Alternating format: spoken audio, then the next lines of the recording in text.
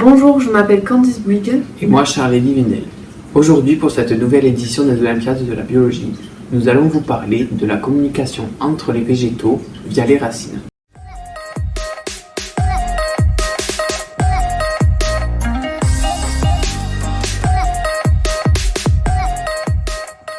Les racines font partie de la partie souterraine de la plante et permettent d'absorber les différentes ressources nécessaires afin d'assurer son développement, eau et sels minéraux. Pour observer la communication entre les plantes via leurs racines, nous nous sommes inspirés de l'expérience du scientifique et professeur Ariel Novoplansky. Nous avons préparé 6 plants de petits pois mange-tout. Après une semaine de pousse, nous avons mis dans 3 pots différents, une pousse par pot. Il s'agit de l'expérience témoin. Sur ces 3 plants, 2 sur 3 ont été arrosés. Cette image montre le montage final de l'expérience témoin. Donc on voit les 3 pots avec dans chaque pot une pousse de petits pois mange-tout. On voit aussi que le pot numéro 1 n'est pas arrosé, alors que les pots numéro 2 et 3 sont arrosés. Le but de cette expérience témoin est de savoir si la plante qui est stressée va communiquer aux autres plantes son stress, alors qu'elles ne sont pas en contact direct.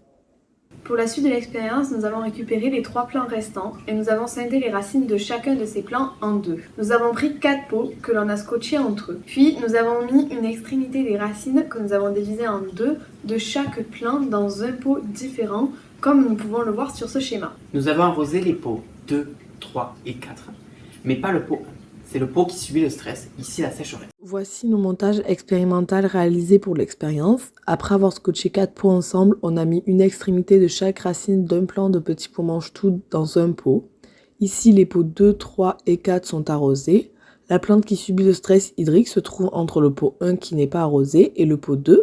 Cette expérience ayant pour but de savoir si la plante stressée va transmettre son stress aux autres plantes via ses racines. Ensuite, il nous a fallu trouver un moyen afin de voir si les plantes avaient communiqué. Nous avons donc décidé d'observer les stomates.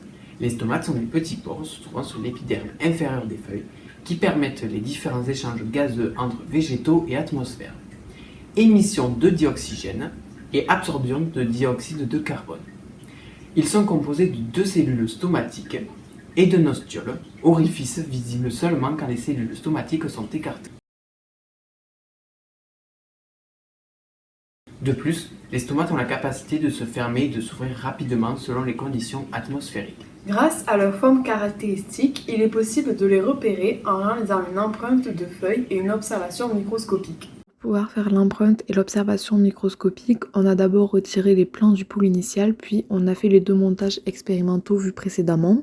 Ensuite, on a retiré une feuille de chaque pot pour faire l'empreinte. Pour faire une empreinte de feuille, on applique une couche de vernis sur l'épiderme inférieur d'une feuille, puis on laisse sécher. À l'aide d'une aiguille lancée au lait, on vient décoller l'empreinte que l'on va par la suite déposer sur une lame pour l'observation microscopique.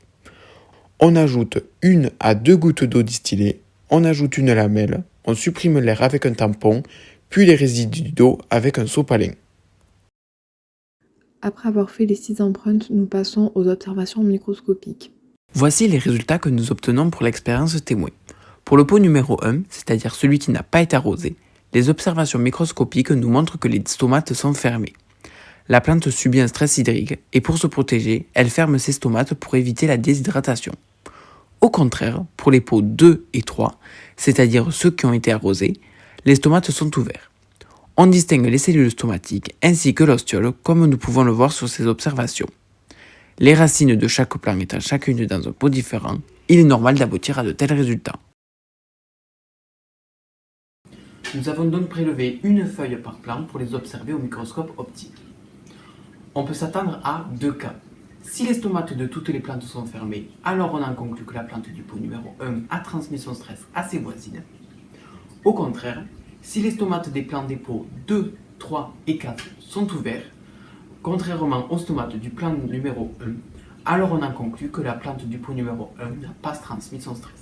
Voici maintenant ce qu'on observe au microscope pour l'expérience après avoir fait les 3 empreintes et les lamelles. À savoir que ces résultats ont été obtenus après 1 heure d'attente à partir du moment où les pots 2, 3 et 4 ont été arrosés. On remarque que les stomates de la plante qui se trouve entre le pot 1 et 2 a ses stomates fermés. De plus, on constate aussi que la plante se trouvant entre le pot 2 et 3 a aussi ses stomates fermés. Il est de même pour la plante qui se trouve entre le pot 3 et 4. On en conclut qu'il y a une communication entre les plantes via les racines, car normalement les plantes des pots arrosés devraient avoir leurs stomates ouverts car ils ne subissent pas un stress. Cependant, dans cette situation, la plante stressée communique son stress, ce qui entraîne la fermeture des stomates des plantes voisines.